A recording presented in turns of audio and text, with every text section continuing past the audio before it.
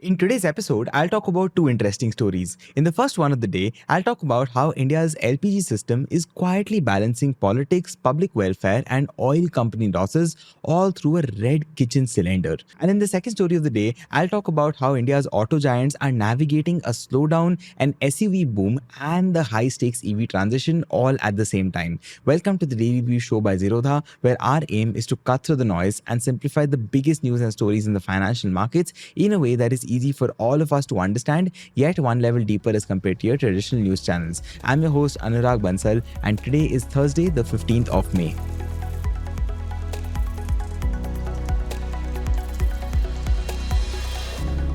A recent CareEdge report made a very interesting observation that caught our attention in the team. They said that LPG under-recoveries of oil marketing companies are expected to reduce by 45% in FY 2026. Now, I know at the face of it, this sounds like a dull, boring and a very complicated update. But if you live in India and if you cook your food using an LPG cylinder, or for that matter, you even care about how government subsidies are spent, this one tiny sentence actually says a lot. I'll break it down very slowly and simply for you. See, all of us know that in most Indian kitchens, that red LPG cylinder is a very familiar sight. It runs on liquefied petroleum gas or LPG, which is basically a mix of two fuels which are called propane and butane. Now, these gases are collected as byproducts during oil refining and natural gas processing. The mix is basically then compressed into a liquid, filled into steel cylinders, and then sent across the country. And when this particular gas is released, it turns back into vapor and it burns with a very clean flame, making it ideal for cooking. Now, LPG may be a part of everyday life right now,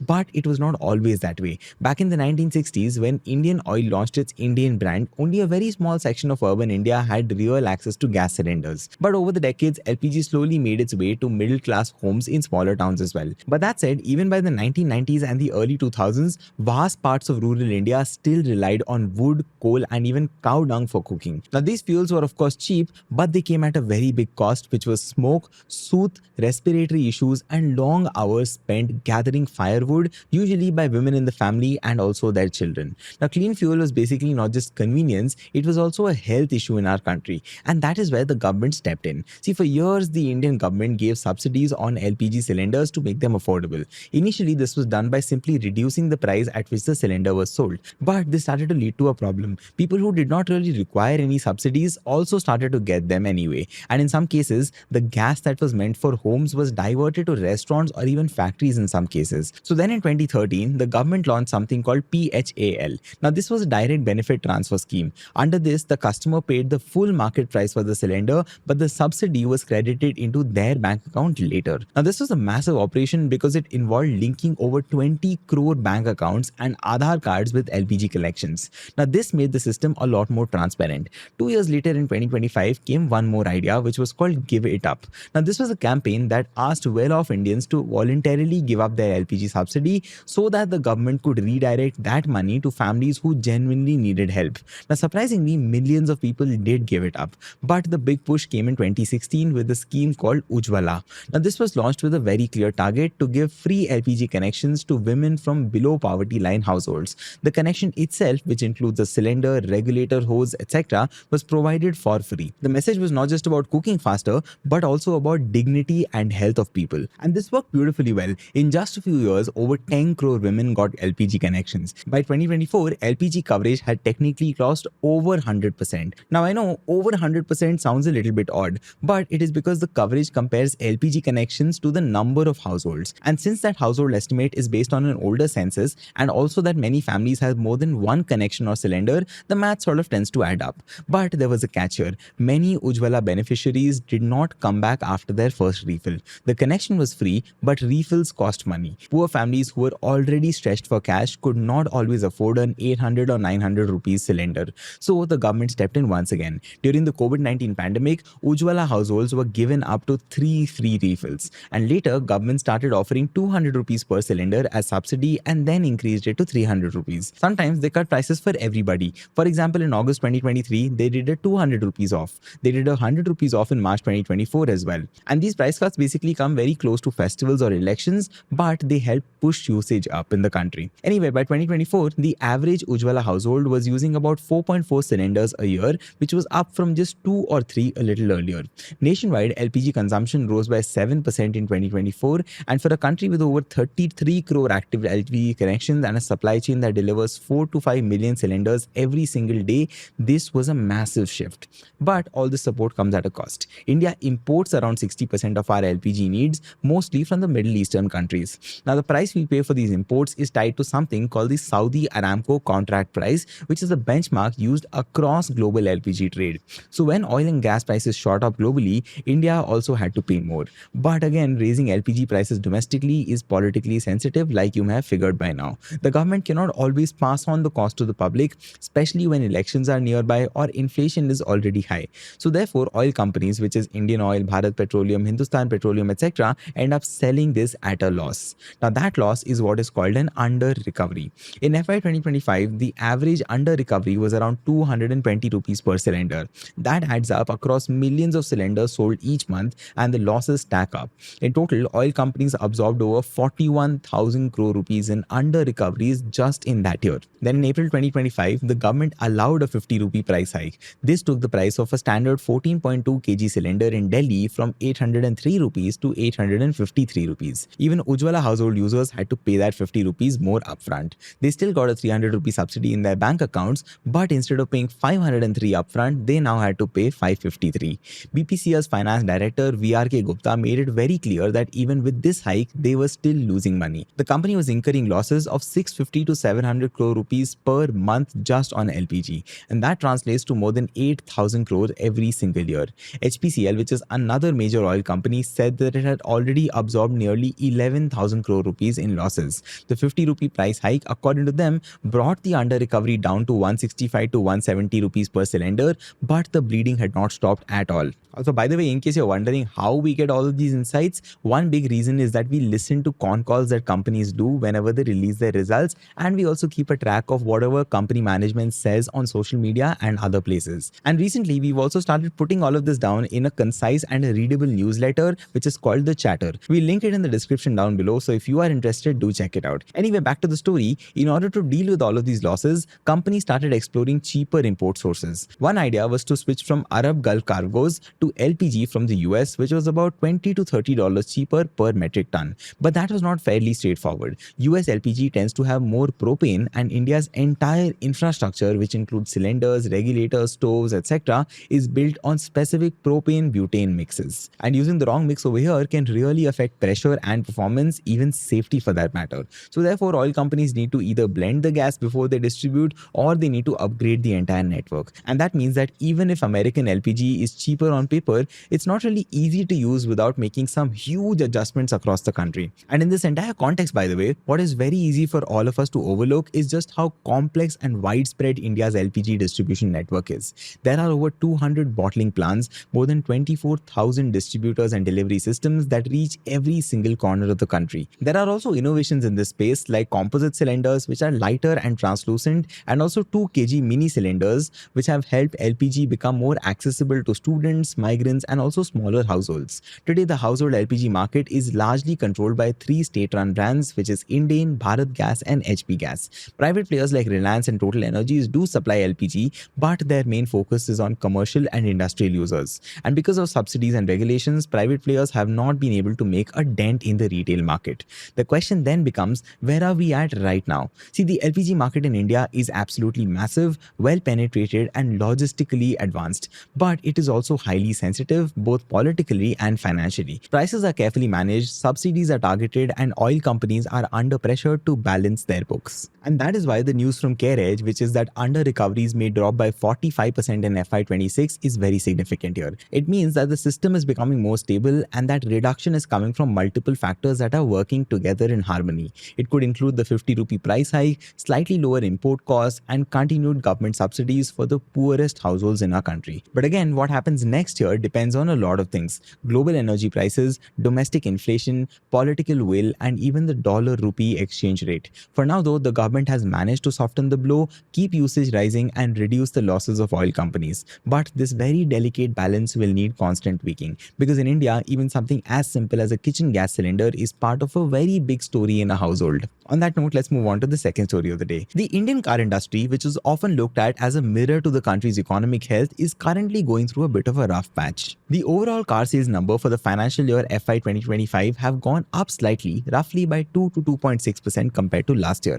Now that means around 4.3 to 4.34 million passenger vehicles were sold, but the thing is, when you look under the surface here, the story becomes a lot more complicated. And that is because the industry had grown by over 8% the year before, so this year's performance actually feels like a slowdown. And in many ways, it actually is also. And the reason the slowdown feels very significant this time around is because of where it is exactly coming from. It's not due to a single event, it's actually more like a bunch of factors that have come together at the exact same time. First, there is the high base effect. I'll explain. See, car sales had picked up really well after the pandemic. So now even a decent number can look very small if you compare it with that strong post-COVID rebound. Then there is the issue of affordability. See, cars have gotten a lot more expensive over the last few years. This is because of new safety regulations, tighter emission norms, pricier raw materials like steel, and all that extra tech and features that car makers have been sort of stuffing into their vehicles in order to make them more attractive to people like you and me. But the thing is, all of this adds to the cost and especially hits people looking to buy smaller and more affordable cars. Now add to that the effects of inflation as well. For many households, prices for everyday goods are still fairly high, and that means lesser extra money in hand. People become more cautious about spending on big ticket items like cars, and on top of that, for most of FY 2025, interest rates were on the higher side, and that means car loans become much costlier. Monthly EMIs also went up, and for a lot of potential buyers, that is a big enough reason to delay their purchases or cancel it altogether for now. But even in a muted year like this, there were three clear trends that stood out. Number one was that SUV has completely taken over the market. To give you context, in FY 2025, SUVs made up 55% of all passenger vehicle sales, which is a massive 11% jump over last year. Second is that electric vehicles are no longer a sideshow for companies, and the electric vehicle push in India is very, very well underway.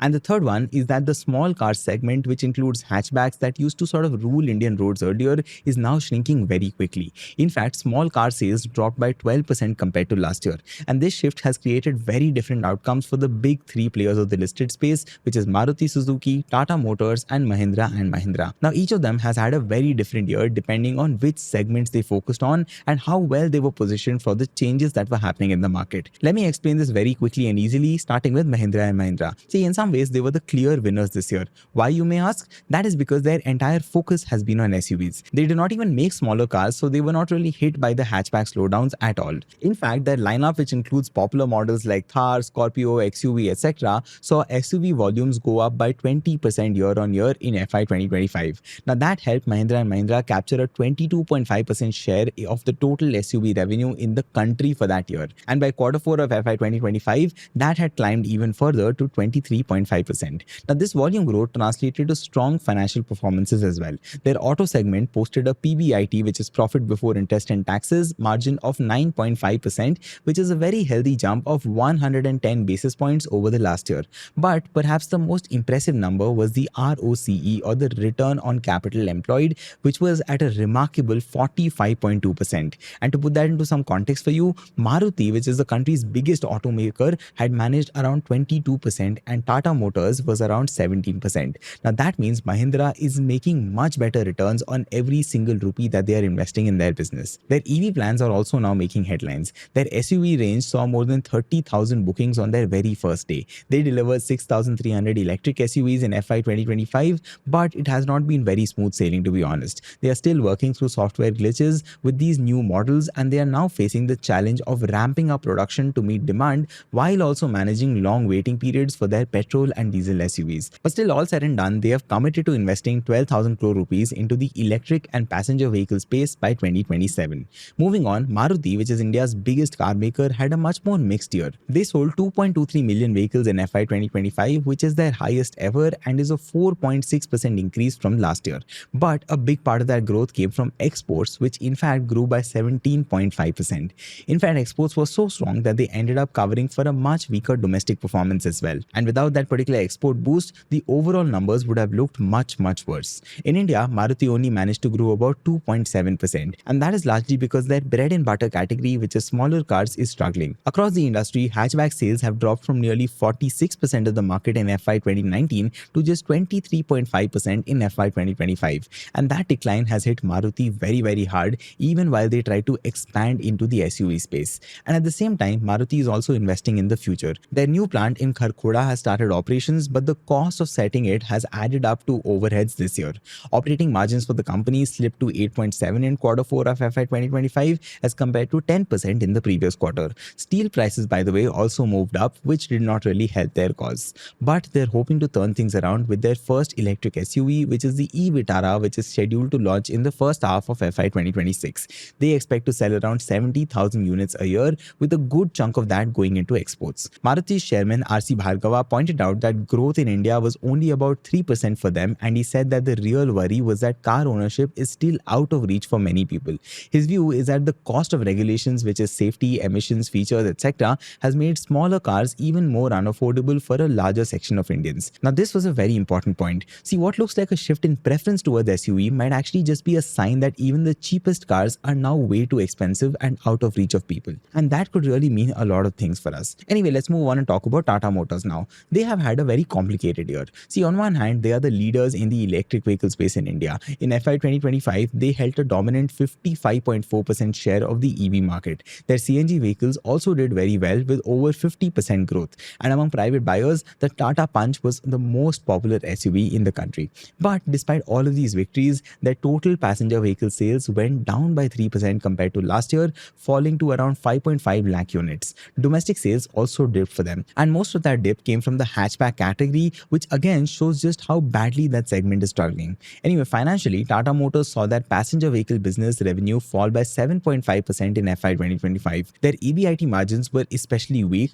just at 0.9%. And while EBITDA margins held up at around 6.9%, the overall profitability took a hit because of operating leverage. In simple terms, when you sell fewer cars but your factory and overhead costs stay the same, your profits take a knock. And that is exactly what has happened here. Plus, Tata is also investing heavily in R&D and manufacturing setups, especially for EVs, which increases depreciation and amortization costs. Also, looking at the powertrain side of things, their ICE vehicles posted a healthy 8.2% EBITDA margin. Their EVs were also EBITDA positive though, but only slightly at 1.2%. But if you remove the product development expenses, EV margins would jump to 6.8%, showing potential once the upfront investment settle down. Tata Motors is hoping to bounce back with a bunch of new launches like the Curve EV and the Harrier EV, and they're also moving forward with the demerger of their passenger vehicle and their electric vehicles from their commercial vehicle side, which is expected to be completed by October 2025, and is also something that we had spoken about recently on this show. Anyway, the separation could give them better focus and clarity going forward. So if I were to summarize all of this, looking ahead at FY 2026, car makers are hoping for a lower single-digit growth. Now, whether that happens will depend on things like inflation, interest rates, rural demand after the monsoon, and how well their new models are received in the country. And if you add the ongoing shift towards electric vehicles and also the question of how many Indians can really afford to buy even an entry-level car,